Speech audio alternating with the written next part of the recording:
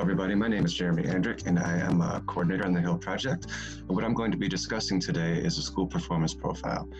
And what a school performance profile is a comprehensive understanding of the current state of your school. We use multiple buckets of data to truly figure out how we can make a significant impact on student learning. All of this is done within the context of the High Impact Leadership Project, otherwise known as the HIL Project, with our mission being one of developing the leadership necessary to achieve high integrity and fidelity implementation of evidence-based literacy practices. And within the HIL Project, we focus on the GELN literacy essentials. Our vision is for every student to achieve literacy success for every student. All means all. Our purpose today is to define and discuss the critical features of a school performance profile, share a practical description of how to create, develop, and implement a school performance profile, and share a concrete example of a school performance profile and what it may look like for your school. So as you can see here in this icon, that the intended outcome of the school performance profile is developing a true understanding of our school.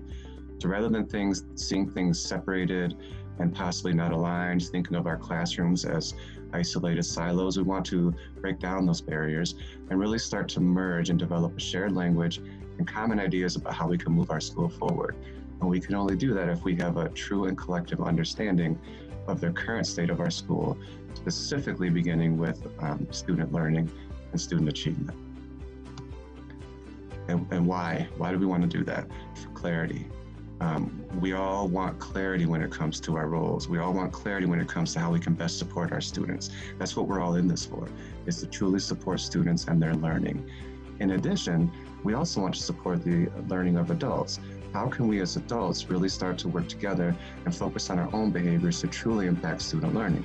But we have to know what those actionable behaviors are in relation to actionable growth targets for students. We have to know where their strengths are, and we have to know where the learning is breaking down, and align our behaviors and our resources and our supports to support student learning. Student learning is the absolute foundation of every decision that we should be making subsequent to that. So as you can see in this graphic, while we're preparing to develop that school performance profile, there's also work to be done ahead of time. And so what we have in the HIL project are 4 important high-impact leadership principles for school renewal. So in phase 1, we truly focus on the positive core and collective ownership.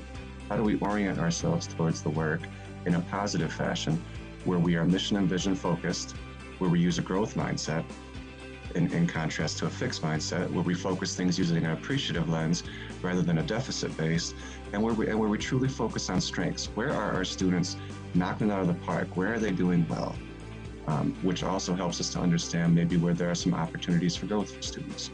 We also do that in a collective fashion. We distribute leadership. We empower teachers to own the school just like anybody else, to ensure that teacher voices are heard and lifted up. Shared responsibility, that all teachers develop ownership for the school, as well as administrators, that we're all in this together. Social trust as well. We all know that trust is extremely important in a working environment, and it's important that we want to develop that in our students as well. We want them to trust each other. We want them to trust us. We also want to do it in an interdependent fashion, where we all need each other, where nobody's left out of this process. So as we do that, we're really focusing on our why and our collective purpose for doing the work that we do, which is some of the most important work in our world today. So as I stated, phase 1 truly develops that focus and vision. Where are we headed? Why are we here together? Why are we in this school? What are we doing? And how are we going to truly impact our students? Because that's why we're here. It also develops that commitment and lift. We all know when we feel part of a team, and we feel part of a team that is working together, that all the parts are moving smoothly, it really starts to lift us up. We start to see beyond the horizon. We start to say, okay, this is our current state. What is our desired state, and how do we make it there? What are the steps that we have to take? How do we focus on student learning as a foundation and align everything to support that so that we are able to get to our desired state? So now it's time to talk about the school performance profile. So now all the pre-work has been done. We've developed that collective vision. We've worked on our mission, and we understand We understand where we want to go in the sense that we want all of our students to learn, but how are we going to get there? Because we know it is a multi-step process. We want to make sure that we don't try to cover everything at once, because if we try to cover everything at once, it makes our jobs very difficult, as we know. Sometimes we have to implement multiple initiatives. And how do we do that to support student learning if our heads or our minds are constantly thinking about different things? How do we merge that and truly look at our schools through multiple perspectives to truly focus on student learning? So let's talk about how that's done. So, like I said, in phase one, we laid the groundwork for phase two, which is the development of the school performance profile by focusing on the positive core and collective ownership. Phase two, now we're at the point where we're really going to dig deep, we're going to get dirty, and we're going to work on truly developing a performance profile that involves and incorporates multiple perspectives. So the hope is that all hands are on deck. This work may start with the school leadership team, but the hope is that the rest of the staff will start to participate and own and truly understand their importance in affecting student learning.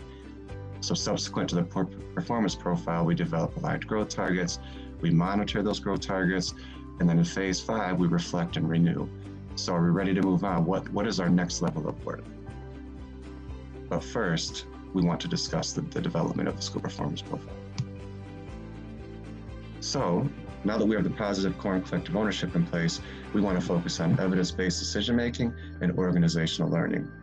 We want to use that data in the evidence-based decision-making principle area to truly impact our organizational learning. What decisions will we make to move forward as an organization?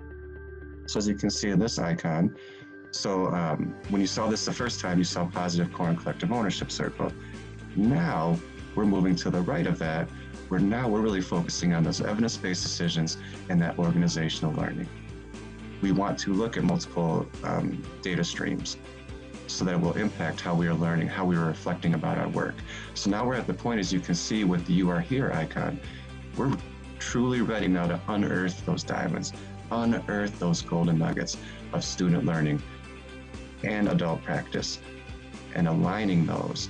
But we have to develop a very clear picture of where our student learning is currently at the present time, so that we can truly understand where we want to get them to. And why is that even important? It's important to develop a comprehensive school performance profile because we need to be grounded in an authentic assessment. How do we do so? We do it through appreciative inquiry.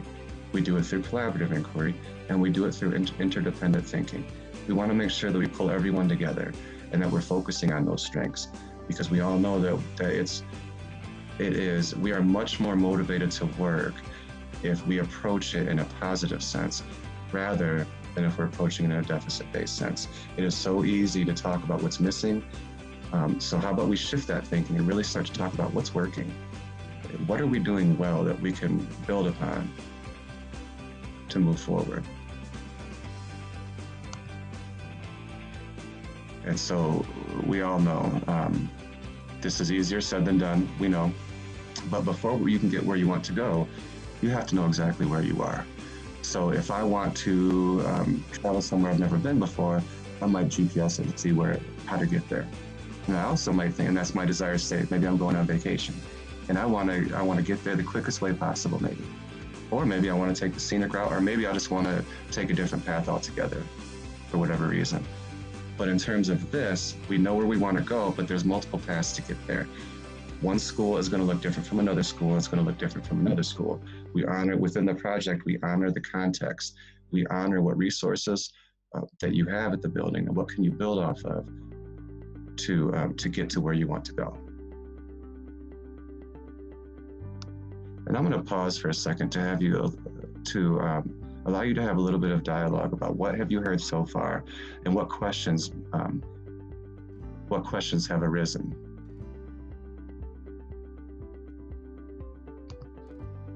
I hope your discussion was fruitful. So now we're going to get into what does it actually look like. So let's get some concrete learning happening right now. So it is now time to develop the school performance profile. So What you'll see on the left are vital behaviors, and vital behaviors are, what do we want to see? What behaviors do we want to use as we develop a school performance profile? What do we consider critical behaviors within the HIL project when developing a school performance profile? First off, we delve deep into our student data and find specific aspects of literacy development where students need to grow to become proficient. We use state interim and classroom assessments, teacher observation, and student artifacts. So again, we want multiple perspectives of student learning. We don't want just one. We don't want to look at just MSTEP. We don't want to look at just NWEA. We want a full picture. And all of these pieces of data are used with the intention of moving towards a real-time understanding of our student learning. For adult practice within the classroom, you could use instructional rounds, what we call within the HIL project literacy rounds. You could use walkthroughs, observations, interview teachers, interview students, conduct focus groups, which might look like grade level teams. Look at artifacts, which may be student learning. Maybe you do some SurveyMonkey surveys within the building on a routine basis. Maybe your district does surveys. All of that data can be utilized to truly understand the current state. And what do we want to have as a result of that? Actionable student growth edges. And with those student growth edges, we determine what is highest leverage. And how do we do that? We do that as a team. I know that when I was a principal, that we had the school improvement plans. And so those could end up being 20, 30-page documents. And when I look back, I largely owned that process. And what I learned by moving to the HIL project is it needs to be more of a team-oriented approach. We all need to own that document rather than putting it on the shelf.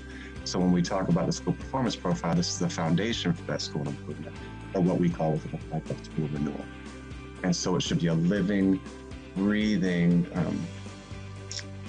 set of information that can be constantly referred to, updated, and nurtured to ensure that we are always on top of where our student growths are in terms of learning and where opportunities for growth are. So, as we all know that we don't have any time to waste with our students. So when we're developing the school performance profile and updating it, what do we ask ourselves?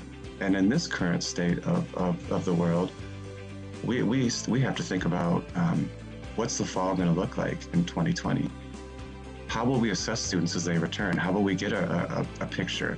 We won't have MSTEP data to assess to see where our trends are or where our student strengths are, student opportunities. So if we know that we don't have that important piece of information, how can we still develop a comprehensive picture even though we might not have pieces? How can we think of real-time assessment? Our classroom assessments, what will we do? Student social emotional, how will we assess that as students return? How will we, knowing that we may have had several students that maybe experienced some trauma, maybe some parents that lost their jobs, and how do we prepare ourselves to support our students and our parents and our community and when we return? Literacy practice, what conditions will we need to prepare for? What literacy practices are in place and adaptable, which are not? So where were we at the end of the year in terms of our practice, what we'll be focusing on, and what will we focus on as we continue to move forward, and how can we assess that? Leadership, what were our leadership strengths? What are our shared leadership strengths?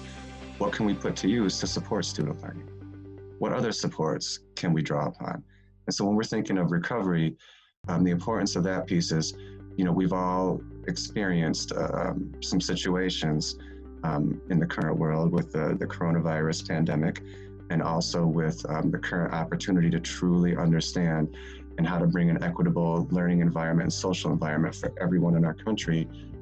What supports can we pull upon to support that work within our school, within the district, from the ISD or the Educational Service Agency, or from other sources? How can we align those as we move forward?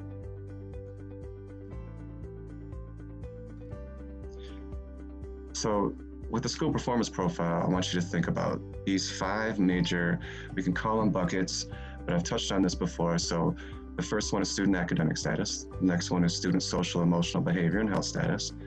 Classroom practice, leadership and alignment of resources and support, coordination with other initiatives. We want to make sure that we don't have any conflicting notions of where to go next. We want to develop that really unified and coherent vision.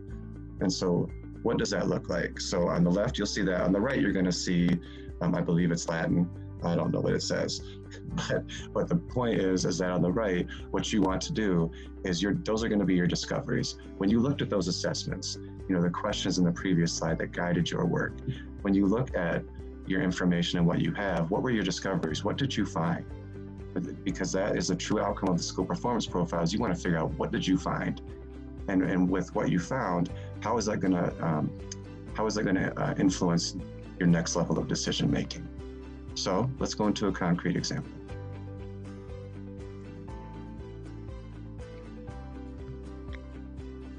So as I talked about before, we want to make discoveries.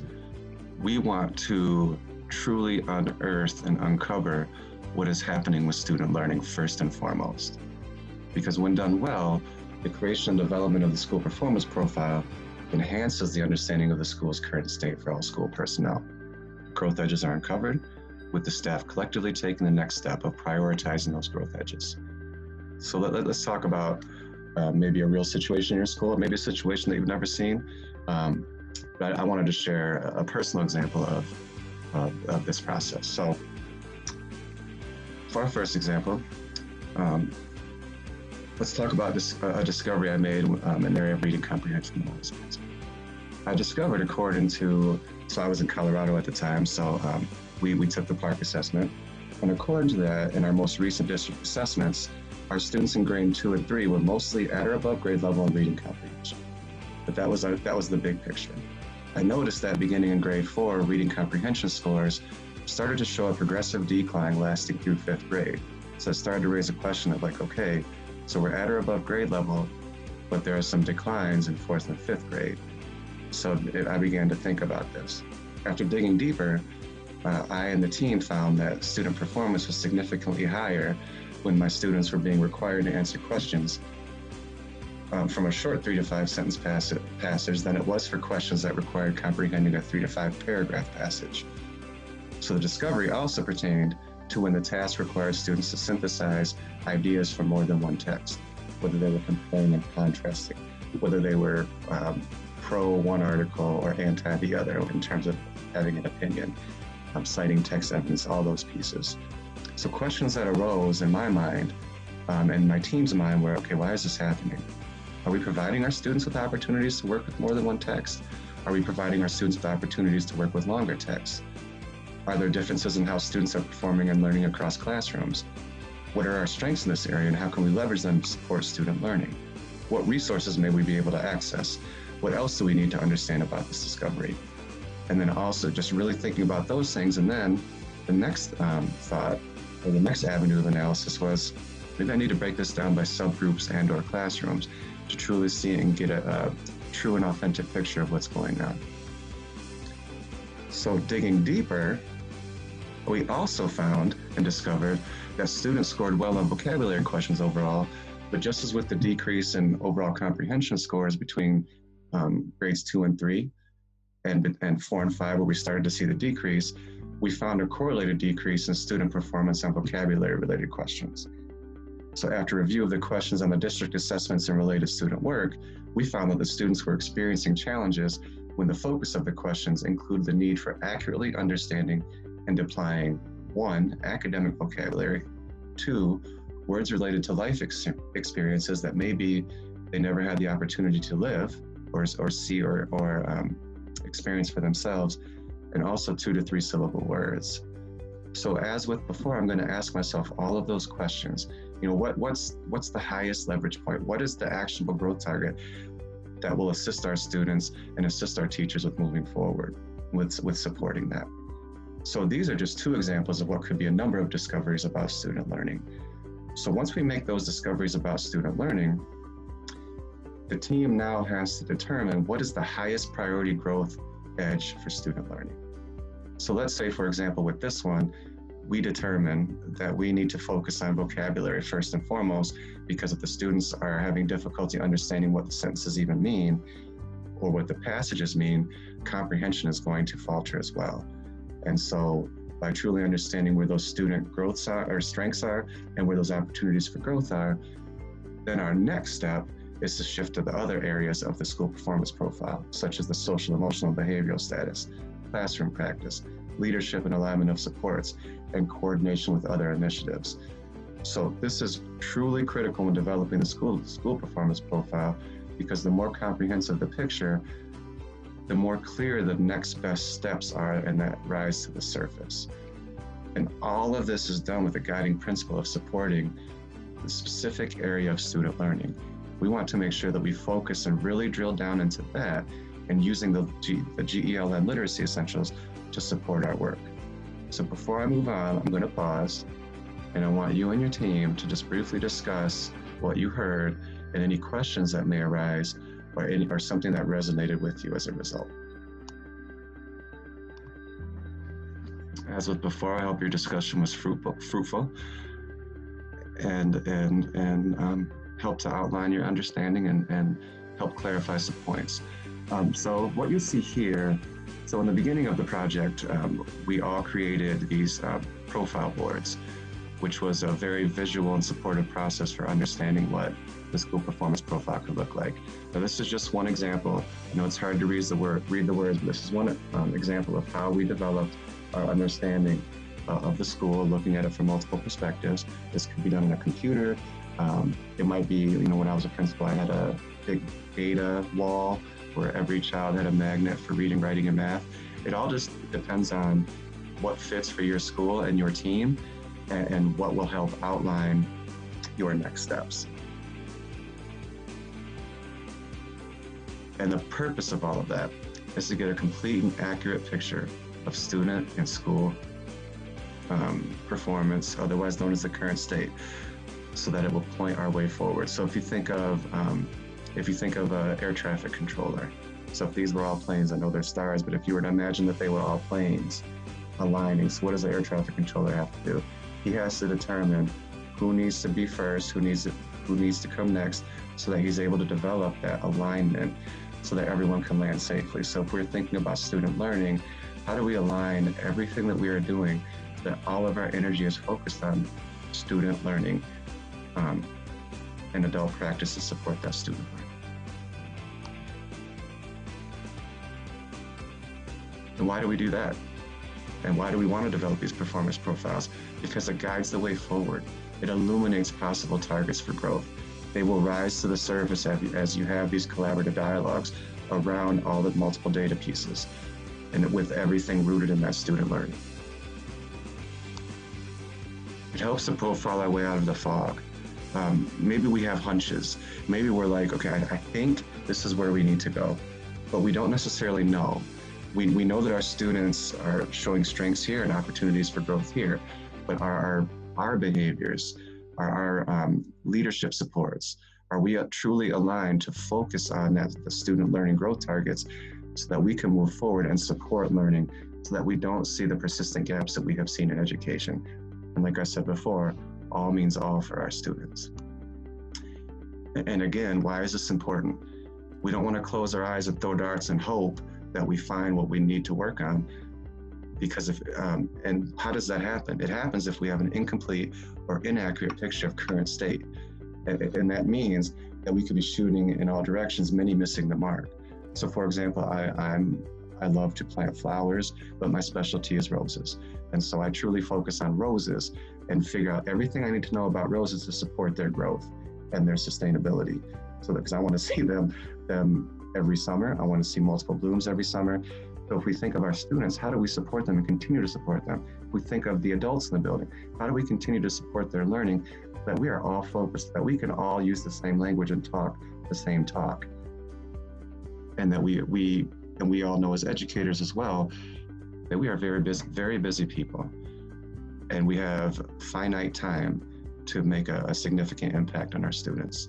And we can do that and really enhance that by aligning our focus. Because if we try to go in too many directions at once, we are not likely to grow very much at all. So if I wanted to try and grow 20 different flowers, I'm going to try and have to master 20 different needs in terms of water, soil, fertilizer. But if I just focus on one, I will be much more adept, much more cognizant, much more aware of what that one needs, so that I can then, once I get that growth edge, and once I get my clear understanding of how to grow roses, now maybe I can shift over to begonias. Maybe I can shift to something new. So when we're talking about student learning, let's go through and refer back to the previous example that I shared. Because what we want to do is find and prioritize just a few actionable growth targets to save time, energy, and resources. So again, we don't want to attack the kitchen sink. We don't want to say, okay, we need to focus on math and math over here. We want to focus on 5 different reading strategies over here. We're going to focus on 6 different writing strategies over here.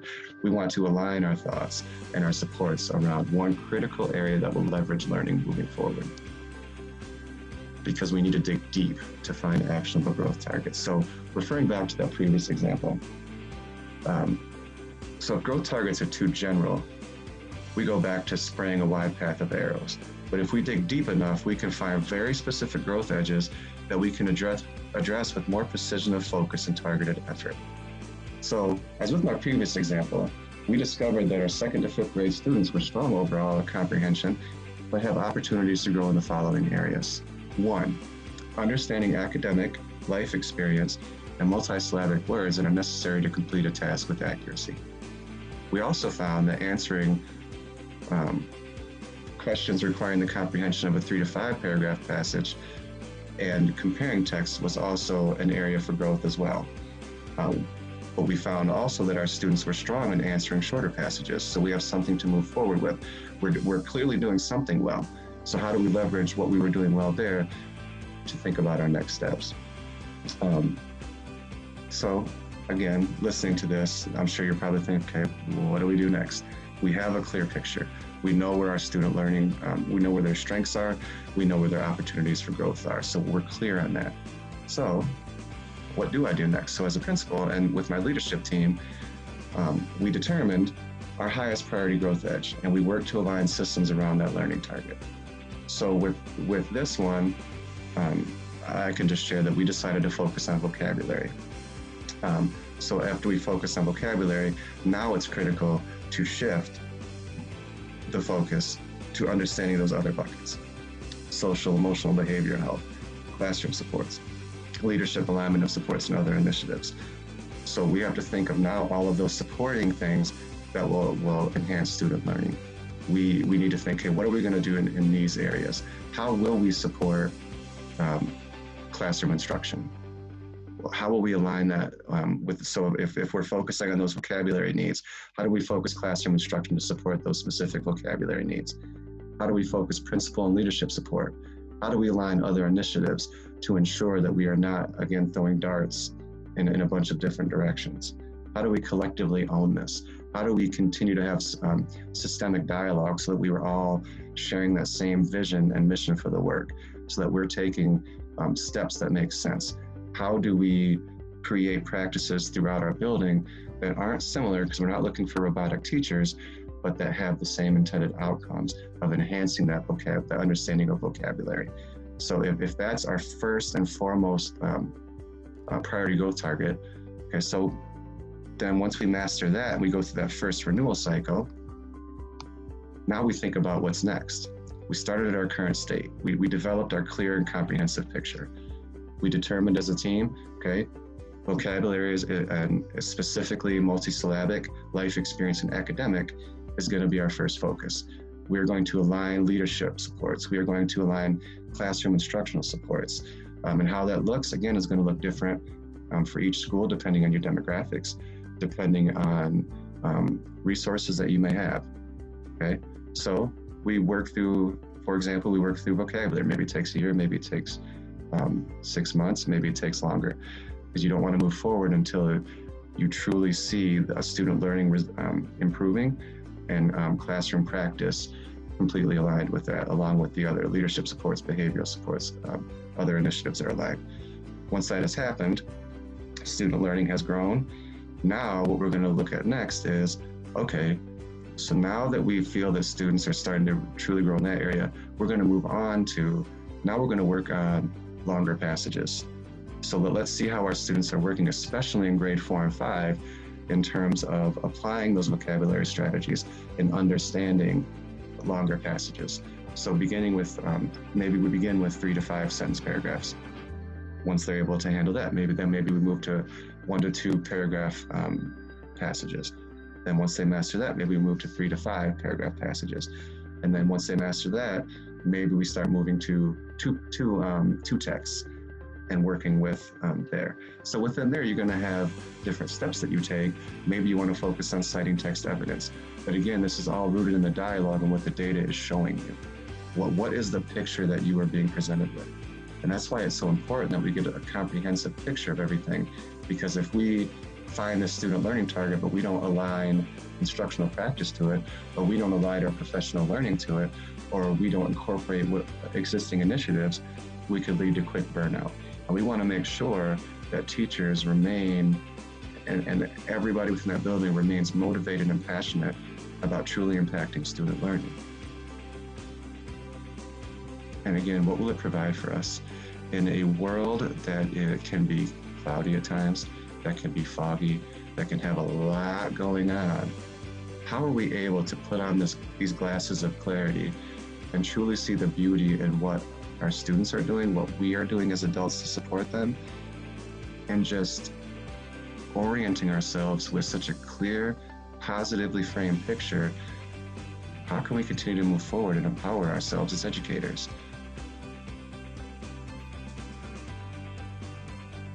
And so what I talked about today, and you can see circled in red, are the phase 2 deliverable, which is the school performance profile, which leads to identified strengths and growth edges for students, classroom leadership support, and school conditions, and 2 to 3 priority student growth targets. So we want to develop that school performance profile so that we know which steps that we take to move forward. And of course, it needs to be rooted in multiple indicators. So again, I hope that I helped to clarify what a school performance profile is for you. You can always feel free to reach out to me, and I would be more than happy to answer questions. And again, I hope all is well. I hope you are doing well in this very interesting time in our world, and that we are all able to move forward with strength, positivity, and love. So everyone have a great day.